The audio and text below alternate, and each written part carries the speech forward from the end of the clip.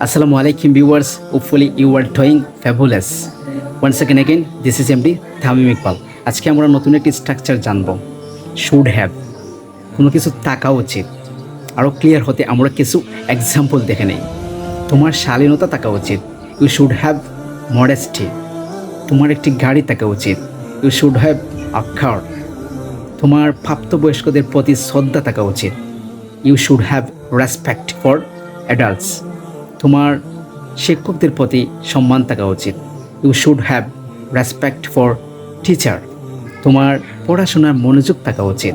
You should have attention in your study. তোমার সবার প্রতি ভালোবাসা থাকা উচিত। You should have love for each other. দেখা হবে নতুন কোনো ভিডিওতে, নতুন কোনো স্ট্রাকচার নিয়ে। সেই পর্যন্ত ভালো থাকুন।